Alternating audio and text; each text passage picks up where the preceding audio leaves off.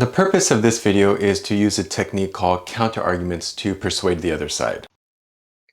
When you give a persuasive presentation, some people are going to disagree with you, but you really want to try to understand why they have those beliefs. Why do they feel different than you do? If you look at this simple picture below, one person sees it as a 6, the other person as a 9. Now, it's not that either one is wrong or right, but from where they're standing, they see life at a different perspective. One technique used to persuade people can be using a counterargument. There's 4 steps of a counterargument, which I'm going to go through in this video. For the example of a counterargument, let's say I am against the death penalty and I'm trying to persuade people to feel how I feel. So this would be maybe a basic counterargument you would use to persuade someone. If we look at the first step, it says, proponents of the death penalty, that's people who are for the death penalty, often make the argument that it is cheaper to put criminals to death than it is to keep them in prison. Now this is the opposing argument and the first step of a counterargument. The second step, it is true that prisons are expensive, but they are less expensive than putting someone to death. So the second step of the counterargument is to make a concession statement. How true is this statement, the opposing argument statement? The third step, studies have shown that the money spent on court fees, public attorney fees, and appeal fees are far higher in death penalty cases. So this is what we call a counterpoint. This is how I feel, my point. And then the fourth step is to give evidence that supports your counterpoint. So let's look at the first step in a little more detail.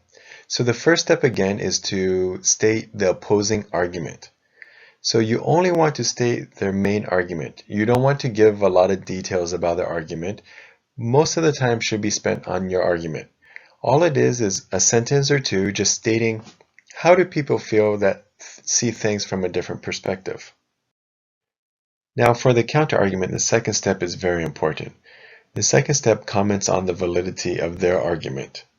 Now you usually make some type of concession statement for their argument.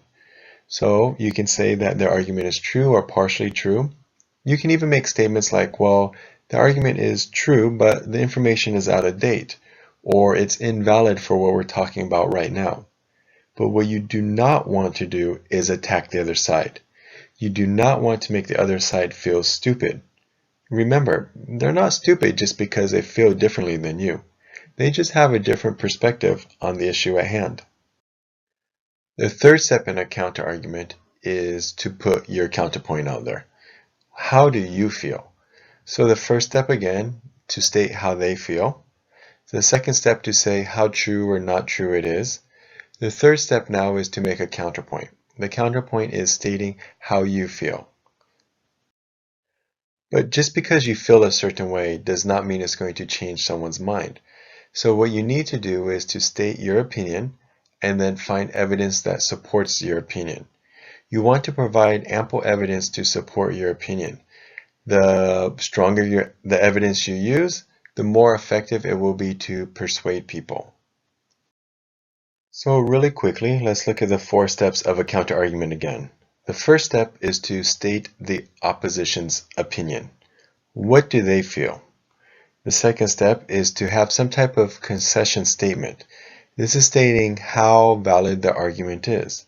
Now, it could be false or out of date, invalid information, or just partially true, but you want to state how valid their information is. The third thing is to state your opinion. What is your argument? And then fourth, and very important, you have to have evidence that supports your opinion. If I was going to have a debate about the death penalty, or I wanted just to prepare many counter-arguments, I might make something that looks like this. I can have death penalty and arguments for and against with different categories. So maybe one category might be deterrence. That means to stop people from committing the crime. Second category could be discrimination. Third category could be cost.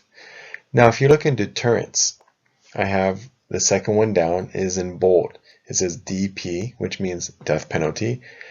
People for the death penalty state that the death penalty deters future crime.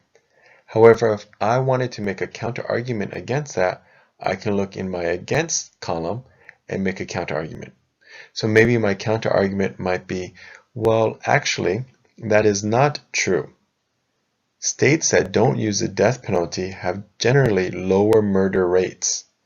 So I first state their argument, the death penalty deters future crimes. I say that is not true, and then I give my statement against that.